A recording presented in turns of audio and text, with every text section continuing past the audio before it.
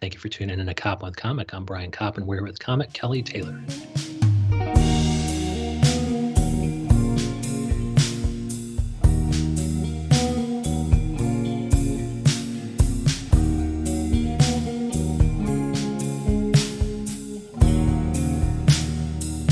Kelly Taylor, how the hell are you? Hey, Brian, I'm great.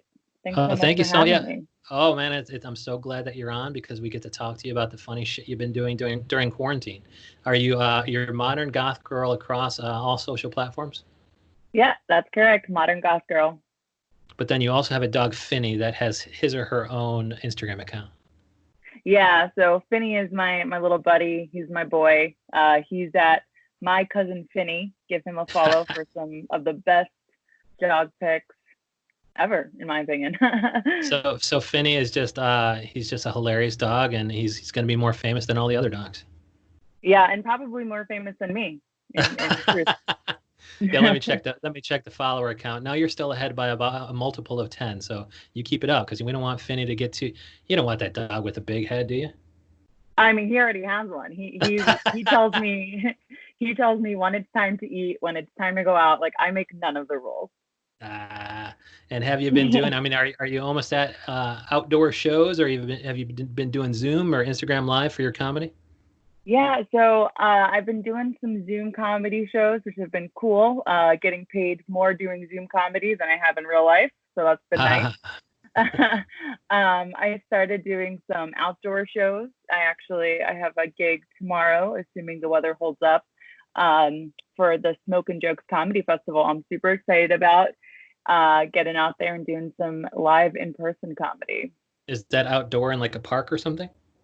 So it's either going to be in the backyard, a rooftop. I don't think this one's in a parking lot. But yeah, it's all outdoors. Okay. And see, are you rusty? Are you going to get on stage and just slay? Are you all ready? So yeah, I've been doing some rooftop open mics, and it was a few weeks ago when I went to a rooftop mic, and I was just excited to like see my friends, and I kind of neglected the part where, oh yeah, we're comics and we go on stage. And and I got up there, and I got to be honest with you, it was just 3 minutes of blanking and not remembering my jokes, and I was like, whoa, okay. And All bombing feels the yeah, same even during a pandemic. 100%, almost worse. And I realized, like, okay, all those Zoom comedy shows and Zoom mics are not the same. But then I felt like I had redemption because like a week or two later, I went up at an open mic, and amongst the same people, I went up there, and I feel like I did pretty good. This definitely better than the first time. So yeah, I mean, I'm excited. Yeah, to see a real audience. There's going to be real audience members, which will be cool. So. Not just your friend comics in the audience there to confuse you. It's like, oh shit, I gotta Exactly. be funny. I gotta be funny. I don't know these strangers here. They paid to see me make them laugh. 100%, 100%. Give them a Are good you on chance. this? Are you on the sleeper mic with Claire Alexander and May Planner? I am. Yes, I'm part of the trio. Well, I mean, yeah, they're former guests, and so it really speaks well. You guys are just the queens of the comedy scene, I think. Oh, I mean, hey, I'll take it. I want to be the queen of something. So. Well, one way to do that is through one of our topics today. I see it on your Twitter bio. It says yo-yo dieting, really good at yo-yo dieting, and I fucking love that because I am amazing as well. And it, yeah. So I mean, to see that in your Twitter bio, I was like, we have to fucking talk about that. So what's been your experience with that? So yeah, I mean, it kind of feels. I'm 27. And I was one of those kids that was always one of like a chubby kid, and I have to say one of my earliest memories was being put on a diet at a really young age, like oh no, yeah, definitely like under 10, let's say, between like yeah, it was like let's say 8 years old, and I remember being told I gotta be put on a diet. And I think that's probably where it all started, where it's just, this horrible relationship with food. And it's crazy because food is there for you when no one else is. And it's weird getting older and realizing how much of an impact that it had on my life. And yeah. not only with the, yo-yo dieting, I mean, I'm probably some of like at my heaviest weight that I've been in a long time when I think about, the lowest I've been and the heaviest that I've been. And when I look back, especially now, like when I look back of photos of myself, like let's say in college or just outside of college, and how I remember those events when I see photos of myself and I'm like, man, I could punch that girl in the face. I spent that whole night just thinking about how bad I looked in those clothes and how I wish I had been skinnier. And I Yeah. look at her and I'm like, oh my God, bitch, you were so hot. Like, oh And my you're God. probably miserable. Like I find when I get down to the lowest weight, I'm just like, this is it. Like nothing has really fucking changed. I'm still the same person. Whatever I thought was going to happen at my lowest weight doesn't turn out to be the case. You got the same issues that you have to deal with. 100%. And I find myself having that conversation with myself even now because, for I have confidence. I'm able to get up on stage. I'm able to present myself in a way of, I'm a strong, confident person.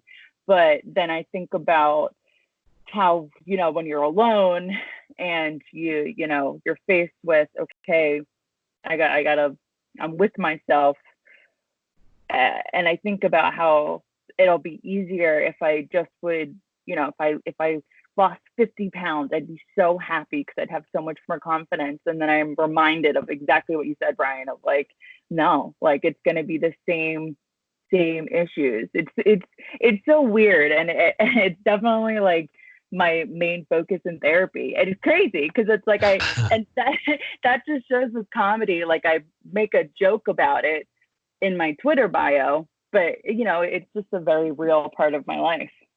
Yeah. And so I guess the thing to do is just make sure you're living your life to its fullest now. And if pounds drop off because you're less likely to, I don't know, obsess about food, then whatever. Because at least you're happy now and you'll be happy then if you make sure that you don't be like, ah, shit, I'll wait till I'm skinny to do X, Y, and Z. 100%, 100%. I've tried all the diets, every single one of them. Yeah. I've been on all the plans, and I think it was when I was last in Weight Watchers where I was like, am I gonna count points? Am I gonna really count points when I'm fucking 40 years old? Like I can't. And that's when I Yeah. kind of like resigned myself to like, all right, you know what, this is the body I have, and I'm just gonna try to be as healthy as possible. Yeah, I love that. You're just like, I'm going to accept, accept my body right now, and I'm going to do whatever the fuck I like. And what are some of the delusions we have of what's going to happen when you drop 50, 80, for me, it's like 50, 80. For you, it's probably one or two, but 50, 80 pounds, like, the delusion in my mind is, okay, I'm going to be all fucking thin and I'll be able to wear clothes that are awesome. And I'm just going to go out and slay in the dating market. And it's going to be fucking sweet. But it's like, I think at some age, I realized that skinny Brian is not slaying anymore. Like back in the day, like when I lost a bunch of weight in junior, senior year and got the hottest girl at the fucking prom, like that's that's not going to happen anymore because certain things, the hair recedes and all this bullshit, it's still going to be there when I'm thin. 100%. And I got to be honest with you, Brian, it's for when it comes to like the amount of weight that I want to lose, like I think of myself as someone that needs to lose around 50 to 60 pounds. And that's my exact thought process as well of like, like, oh man, when I lose that weight, like then I'm going to be able to have conversations with people and say, oh, well, when I used to be big, like that's the conversation that I want to have with people. Yeah. I'll I'll never forget Tom Segura in one of his like earlier specials where because he's lost a lot of weight and in the Yeah. past 2 years, and he said something where it was a one of his specials where he was more heavy set, and he's like, I fantasize about conversations that I'm gonna have when I'm skinny, even though I have no intention of losing weight. And I was like, oh my gosh, I literally do that. I love that. So Yeah. that's the conversation. Did he actually give an example of a conversation he would have when he was thin? Oh yeah, no. He said, hey man, how'd you do it? Oh man, diet and exercise, drinking a lot of water. And he's like, I'm not going to lose a single fucking pound. Yeah, he was on hot ones again last night. Yeah, He did yeah, I watched it. yeah, oh yeah, yeah. So he's a lot of fun, and it's nice to know that he can be slightly overweight and still be hilarious, and he's just Yep. something for people to look up to. Because I mean, you can find that in every discipline, somebody who's owning their shit, even if they're a little bit overweight. Like, yeah, I'm trying to think of other examples. Like, is there anybody else that you kind of look at as man, this person is really living his or her life, even though he or she is a couple pounds overweight? Well, when the first person that comes to mind and someone that I am pretty inspired by a lot is Nicole Byer. Um, she hosts Nailed It on Netflix, and she is a stand-up out in LA. Oh, sure, I see her And right now. Yeah. yeah, and I actually just bought her book. Very Fat, Very Brave is the title of her book. And it's so fitting. It's like when you're confident and you're bigger, it's like, oh my gosh, you're so brave. And I really like her because she's actually into some of the things that I'm also into. Like, she just started roller skating, and I just got into roller skating. And I'm like, it's cool, like me buying a pair of skates and getting into it, and like being a little nervous about it because when you're bigger, it's just like a more athletic thing to do. And I see her do it, and her like making these like little steps, getting better, and how she's like, I am gonna master this one day. And I'm like, you know what, I'm gonna have the Nicole Byers state of mind and master it Yeah, one day. am I gonna see that video of yours on Instagram of you roller skating? Oh, probably soon. Yeah, I'll Oh, probably do good. it for the like. I'll do it for like. Yeah, in order to stay as popular as Finney, you got to make sure you're pulling out all the stops.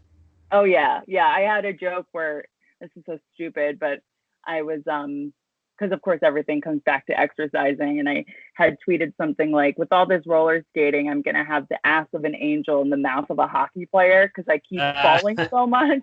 I'm uh, waiting to knock my mouth out. It's uh, like a matter of time. and so I'm trying to think about, yeah, when I was when I was thin, I'm trying to think of how I kind of like what my mental health was like. Like and the way I got there was not exercise. It was, even in Chicago recently, I was there for, I don't know, maybe 9 months, and I lost 50. And the minute I got back, the minute I got to New York, I gained 50 right back. And Mm-hmm. so it's like I couldn't believe the fact that it's like, why lose the weight if you're just going to gain it back? That's something that keeps rolling Mm-hmm. through my mind, because it's like, dude, I know how to do this. I know how to get skinny, but every fucking time I bounce back. And so it's almost like I want to go to like food addicts meetings or something like that, but there's not a lot of them. It's not like Alcoholics Anonymous where there's a meeting on every corner in Manhattan. Like, if you're in Astoria, Queens, maybe there's one meeting every week. It's like, fuck that shit. Yeah, and I got to tell you, because I've thought like, do I have a food addiction? Like, because why? I don't know what the deal is with food. I just know I don't have a healthy relationship with it, and I've tried finding those places because I'm like, you know what, they're there, and they're very hard to find, and I never ended up going to a support group such as one that you're mentioning because they're really really hard to find. Yeah. But it sounds Yeah. like even some people who have been in 12-step programs, like one of my close friends, an recovering alcoholic, and we always were able to relate based on our kind of respective addictions. And one thing he said was, he goes, well, a lot of us are also going to therapy. So it sounds like if you're going to therapy and talking through some of these things, then maybe you're just on the right path. But I guess some of these meetings are also online. Like you're able to kind of Zoom a lot of these Overeaters Anonymous or compulsive eaters or whatever the fuck it is. And so, maybe I'll have to supplement it, but I'm not even going to therapy. So like some of this stuff is obsessive. Like I have an obsessive compulsive disorder. And I think I'm Hmm. finally realizing that one feeds into the other a little bit. Like the minute food pops in my brain, I will obsess about it until I'm compelled to eat it. Like it's just, and if I were to treat the OCD and recognize it as such, maybe I could, just be like, all right, I got to get that thought out of my head, or I'm going to obsess about it. That's yeah, and I think the mental health and any kind of addiction or disorder, like whether it's alcoholism or gambling or food, like we're talking about, there, I think for sure there is a link with mental health, and I am in therapy, and I definitely think that because I have anxiety and depression, which, you know, I know every millennial has that these days, but it's what I can't get upset when I hear it's like, oh, these kids and their depression. It's like, no, it's a real thing that I have. And I think that my attitude and the way I treat food, definitely I see a link, because when I'm really depressed, all I want to do is just like binge eat a ton of food, and just, it's like a closet eating almost. Like, when I wouldn't eat the way that I eat when I'm alone in front of like a roommate or a friend. But Right. that's why, you know, you get home and you're alone and you have those leftovers. You're just like not even waiting to the next meal, you know, you're just diving right in. And Oh for yeah, it's like me, that's why I'm not gonna eat with you motherfuckers. Like I set up my life that way because I know on the way of getting bigger, I don't want people to see how much I'm eating. But also on the way of yep, getting skinnier, you don't want people who you've built a food date around. Like yep, like if I always go to pizza with my guitarist or something, it's like then I know on the way back down, it's going to be hard to break that habit. yep, 100%. And for me also, uh, in my family, the way that you look is almost as if it's like it's equal to the amount of love that you're gonna get. Which Uh, sounds fucked up, but I mean, it's such an unconscious thing that happens. Like, my grandmother, she grew up in her teens, very heavy, and she was taunted about it. And then all of a sudden, she just decided to lose the weight and became super uh, skinny. And she never yo-yoed. She was probably 20 years old when she lost that weight, and she's 80 now and is still rail thin. But all of my eating habits, I pretty much got from her.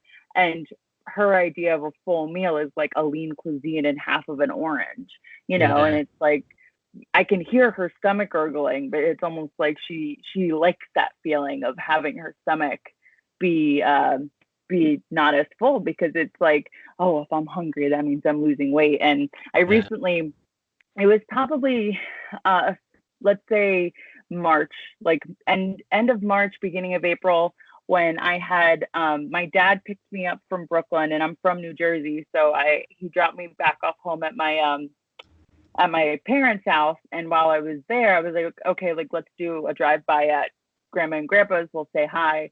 And it was like socially distant, masks on. They were, you know, 6 feet away. And she could have done a backflip, because to her, she thought I looked like I'd lose weight. And she just, I swear, I made her day, because I I had maybe lost 5 pounds from the last time she had seen me, you know, a few weeks or months prior. And she Oh, was like, "Oh my God, Kel, you look so amazing. You look so good. Oh, keep going. What are you doing, hon? What are you doing?" And I'm just like, thanks, you know, not even realize, because I can't have a scale in my apartment. I the only time I know how much I weigh is when I go to the doctor. And because you'll weigh yourself too often. too often, and it'll be a shame spiral real quick if it's Uh, not the number that I think it should be. And then I was talking, so whatever. So that happened, and I'm in the car with my dad, and my dad just goes, oh, you know, I didn't realize she was like that. I didn't realize it was that bad. And I'm like, yeah, that's what it is. You know, that's Yeah, because how. the flip side of that of her excitement doing backflips is her being depressed and angry that you look 5 pounds heavier the other time she sees you. 100%, Yeah. 100%. And then both my mom and dad were like, okay, well, you're going to have some pressure on you the next time they see you to make sure that you look even thinner. And it's like, yeah, you know, it's like the That's the, next that's time the I, right that's the right that, yeah that's the right lesson to get from that parents. And is I mean yeah, are right. these the Yeah. same people who put you on the diet? Like, do we think grandma, in her success and you're able to do it if you try real hard, like that whole thing, the fact that she lost weight, do you think she's the person who indirectly put you on the diet, or did she kind of get these lessons into your mom or dad's head and then they kind of put you on a diet at the age of 10 or less? Yeah. I know exactly what happened. I could tell you, it was definitely my grandmother that saw me at, you know, bigger than I maybe should have been at 8 or 9 or however old. And she told my dad I think Kelly needs to lose weight. And then my dad was the one that sat me down and said, we're going on a diet, and, that no more Coca-Cola in the house. We're going to have Diet Coke. That was the solution. Yeah, I mean, the way that sounds, though, I mean, depending on how heavy and unhealthy you were back in the day, I mean, I guess the better way to do it would have been just to fucking stock the fridge full of Diet Coke and not told you at all. Like he could have put you on a diet, put you on a diet without sitting you down. But I guess I'm just thinking it could have been so much worse. Meaning, if the grandma had, been the person to raise you, she would have been so much more vicious. And hey, sweetie, I think we should, start changing our eating patterns like your dad did. Well, because my grandparents and my parents raised me the same amount. I gotta say, like, I always felt like I had two sets of parents, because I spent every single weekend at my grandma. My brothers and I spent every weekend at my grandma and grandpa's, because I have an older brother that's 2 years older than me, and then my younger brother is 6 years younger than me. And so when even before he was born, but also like when he was born, going over to my grandma and grandpa's would be like a respite for us, because everything was so crazy with my parents, because they are both, my mom just celebrated 26 years of sobriety a few weeks ago from alcohol and drugs. And my dad is also 20 something years clean of gambling. And so my whole childhood, them constantly working, because they both worked and kept the house afloat, paid all the bills, and were going to meetings and things like that. And so we would go to my grandparents. And so for as much as I was raised by my parents, I was also completely raised by my grandparents at the same time. Like every single weekend I was over there. Yeah. Wow. Yeah. And so that, so then are you able to recall that the grandmother made comments back in the day about your weight? Oh yeah. Like, so to you. I was probably, let's see, 12, maybe 12 when this happened. My grandma had told me that I should keep a food diary. She showed me her food diary that she had when she was younger. Yeah. And so I was keeping this food journal. And I remember I was over at my grandparents' house with my cousins, and we were like eating pizza. And I couldn't, the kitchen was really loud, and I couldn't hear what my grandma was trying to like say to me. She was like whispering it, but mouthing it, being like, hey, like kind of like that. We were like, what are you saying?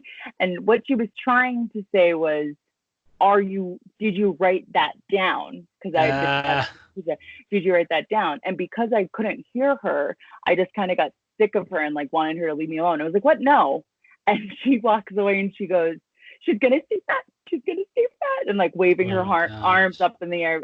And it wasn't until that point, when she was walking away, having like this connection, where I realized, oh, she was asking me if I wrote what I ate down. Yeah. I just hadn't heard her, and I just had this feeling of just such shame. I can still feel it when I talk about it in my chest, and it was so many years ago, and I don't even really identify with that pain anymore. But I felt this pain of just like, she's so disappointed in me, and she's right. I am gonna stay fat, but I did write it down. She just misheard me, and oh my God, I just had this feeling of shame, and like she was mad at me, and that was like my biggest fear as a kid, was anybody being mad at me, Yeah. So. Wow. Well, I mean, so are any of these? I mean, these are weighty issues. I guess pun is not really intended, but like, are any of these things kind of a relationship with food, or just easy ways to kind of cope with depression? Like, are any of these kind of topics making their way into your stand-up comedy? Oh yeah, and it's like I was even saying with having professional or whatever I have in my bio of really good at yo-yo dieting, and that's just what my comedy is making a joke of all of these little weird things that I see about myself and that I deal with, because for one, it makes me feel so much better. I love the fact that I'm able to take something that has at one point caused me so much pain, like being overweight or whatever, and making a joke about it that people can laugh at. And not to sound cheesy, but comedy, some of my favorite comedians have gotten me through really tough times. And like, when I think about the comedy that I do, like, I want to do that for somebody. I want a girl who has a negative, or person, really anybody that has a negative self like people that look at themselves and don't think that they're good enough because they're bigger, and like see the jokes that I have and say, you know what, I fuck it, it doesn't matter. I can look however I'm gonna look, you know? Yeah. And yeah, so when like my comedy is a lot of making fun of depression and how it affects me. And I try to, a lot of my comedy is very like observational of myself, like just the things that I see wrong with me and the things that I do. And I'm trying to make my comedy more of like observational from like how I see things rather than how I am. Yeah. So that's kind of what I've been working for in writing, and that's been a very cool thing to work with Black Lives Matter happening and Yeah. experiencing it as a white person, and writing about what I'm seeing and making jokes from there. So yeah, but yeah, I mean, if you're into self-pity and and shitting on yourself, then I think you might like my comedy. And it sounds like though it's not just shitting on yourself. Are you also kind of in order to talk to the person out in the audience who's dealing with the same thing, are you also kind of then flipping that on its head and talking about how you discovered a more healthy way to look at the issues that you're dealing with? 100%. Yeah. I mean, that's the whole joke. That's the whole joke of taking something and saying, I'm this way, this happened, and this is why it's good. Like, what I'm saying? Yeah. Like, I have this one joke where I was hit by a car like a year ago. Nothing happened. It was fine. But the whole joke is how I realized that I needed to lose weight because I was hit by a car and I was fine, but the car was nearly totaled from hitting me. Come And it's on, like, that didn't happen. no, the car was fine. But I did dent it. Okay, well there you go. That's truth. You have to have the kernel of truth for me to laugh my ass off. exactly. And so then the next thing is that I say is like, big isn't beautiful, big is built tough. I'm like a Ford, and like, and I go into a whole thing from that. But that is turning it on its head. Big isn't beautiful, big is built tough. So. All right, well, I mean, the way they're going to find out about your upcoming shows is Modern Goth Girl, and that's on Twitter and Instagram. But it sounds you have a festival coming up, and then are you still is your mic with May Planner and Claire Alexander still up? Are you guys doing Zoom? Yeah, so we're still doing the virtual mic. You can join Sleeper Mike Comedy on Facebook. If you join that Facebook group, then you'll have the details as to when the mic is, and we share the Zoom link for you, and you can sign up there. That's every Thursday at 6 p.m., 7 p.m., and 8 p.m. Okay. And you can also follow me on TikTok at Modern Goth Girl. A lot of fun there. Yeah. So what are you doing on there as opposed to like what can we expect from you on TikTok? So I try to follow the trends on TikTok as, because I'm obsessed with the platform itself. If you follow me on Instagram, I repost a lot of videos that I see on TikTok onto my Instagram story, and people that follow me on there often comment and engage with me, telling me how much they love the videos that I'm reposting there, because I try to find like the underbelly of TikTok where, people that are making these videos are, kind of from like the backcountry, and there's a lot of drug use involved in these videos that you can tell. And so the videos are like really bizarre. And so on my own personal TikTok, I'll see what people are doing that's trendy on the For You page and try to make TikTok videos from it. But it's just really, it's not serious. It's like the least serious platform, and I love it for that. Oh, good. Well, dude, I think that, during this episode, I learned a lot, but I also learned what a modern goth girl was, and it's Kelly Taylor. I love it. I can't wait till I can finally go to metal shows when the pandemic's over. Well, good luck at the festival, and thank you so much for coming on, Kelly Taylor. Brian, thank you so much for having me.